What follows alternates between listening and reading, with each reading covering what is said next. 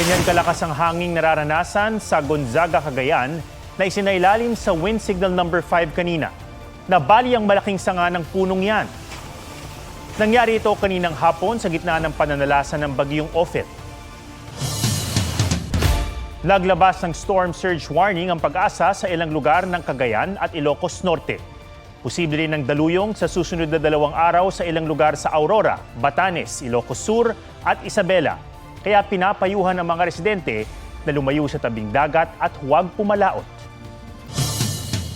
Halos dilubyo na ang naranasan ng mga taga-Cagayan na tinumbok ng bagyong Ophel ilang araw lang matapos padapain ng bagyong Marce. Ramdam din ng malakas na hangin at ulan sa Isabela.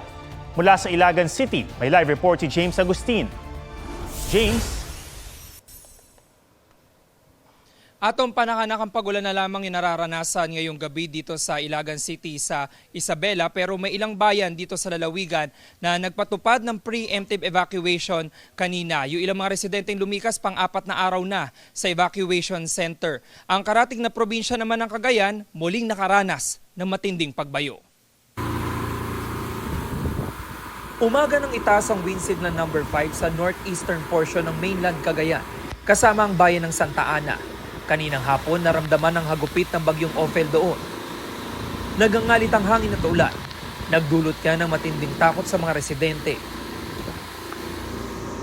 Halos matuklap ang bubong ng parking at multi-purpose center na ito. Nawalan din ng kuryente sa ilang lugar. Mahigit 200 pamilya kabilang ang mga katutubo sa nag-evacuate mula sa Barangay San Vicente.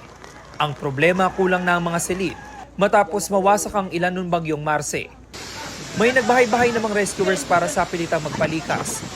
Alas 2 ng hapon, naglandfall sa bayan ng Bagaw ang bagyong Ophel. Buwis-buhay ang pagsagip sa ilang inabutan ng bagyo sa bayan ng Bugey. Gayon din sa Apari. Sa kuha ng storm chasers ng Pag-asa, ramdam ang pagbayo sa bayan ng Gonzaga. Pati sa sentro Amulo, kung saan tanaw ang malalaking alon ng Cagayan River. Sa Tumawi ni Isabela, malakas din ang hangin at ulan. Inilikas sa mga nakatira sa hilagang bahagi ng bayan. Sa Ilagan City, mahigit 300 pamilyang nananatili sa mga evacuation center, habang hindi pa rin madaanan ng Bacolod Bridge sa taas ng tubig sa ilog. Si Pangulong Bongbong Marcos inutusan ng DILG at DNR na hikayati ng mga LGU na gamitin ang geohazard maps ng Mines and Geosciences Bureau MGB. Makakatulong ito para matukoy ang mga landslide at flood-prone areas. Sakaling tamaan ng bagyong Pepito ang Metro Manila, mahigit 1,400 barangay ang posibleng bahain, karamihan ay sa lungsod ng Maynila.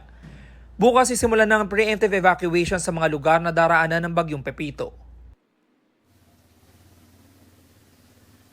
Samantala, mahigpit namang binabantayan ng water level sa Pinakanawan at Cagayan River. Yan muna yung sitwasyon mula dito sa Ilagan City sa Isabela. Balik sa iyo, Atom. Maraming salamat, James Agustin. Hindi pa man nakababangon mula sa pinsala ng bagyong Marce, napilitan ng lumikas sa mga taga-Pagudpod, Ilocos Norte dahil sa bagyong Ophel. Ang problema, sira ang mga evacuation center.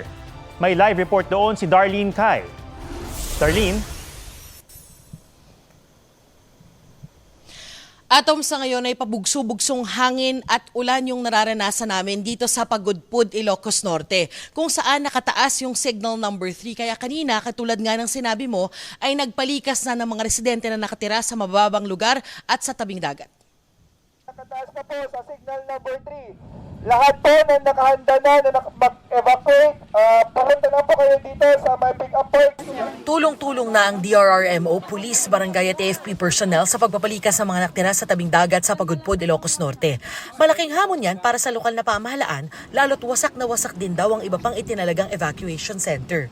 Tapno na po, kasta nga nasa ababay, mailikas na kayo apo para kay safety tayo amin. Nasira sa nagdaang bagyo ang seawall sa Barangay Poblacion 1, kaya pinangangambahang lamunin ng malalakas na alon ang mga bahay. Yung kasi yung dagat, ma'am. Yan lang ang inabangan namin, kinakatakutan itong dagat. Si Josie, emosyonal dahil tanda pa niya nang lumikas sila. Kasi ma'am, mahirap magbakwit. Yung pagbakwitan namin sa high school, ma'am, lumipad din ng mga bubong. Ang hipag niyang si Jocelyn, halos wala nang natira sa bahay kung saan siya lumaki. Hindi pa man nakababangon, kailangan na namang lumikas. Tulungan da kami kuma. Doon ay tayab ti balay mi. Tibubog ti balay mi. Akaasip ay ninanang ko. Sa Pasaling Elementary School, nagkubli ang ilang tagapagudpod noong kasagsagan ng bagyong Marce. Pero pati ito, winasak ng bagyo. Naghanap po kami ng mga pwede pang gamitin. Doon po sa mga ibang schools din po, pero hindi po kasi siya dati na ginagamit na evacuation center.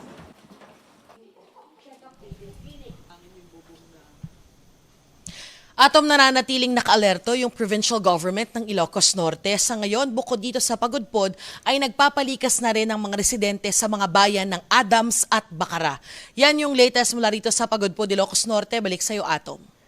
Maraming salamat, Darlene Kai. Hindi tutulong pero hindi rin pipigilan ng gobyerno ang International Criminal Court na mag-imbestiga sa Duterte War on Drugs. May report si Ivan Mayrina. Mismong si dating Pangulong Rodrigo Duterte na nagsabi sa Quad Committee hearing kahapon. I'm asking the ICC to hurry up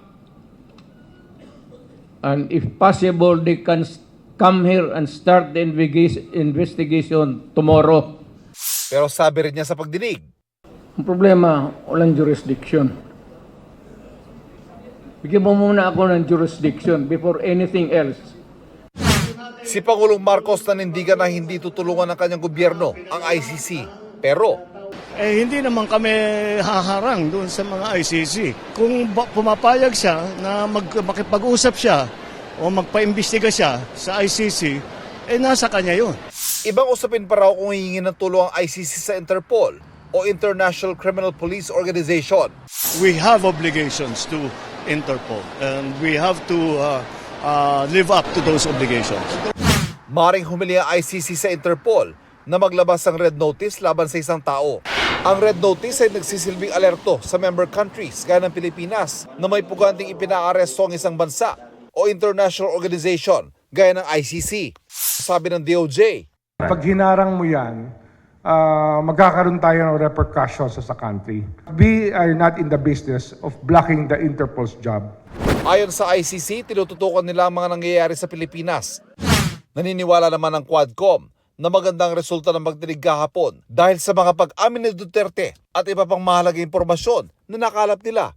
Sa kabilayan ng mainit na tagpo, sa isang kuha ng kamera, maririnig na may sinasabi si dating Senador Antonio Trillanes IV kay Duterte. Sasampling ko sa Mr. Chairman. Session suspended. Session suspended.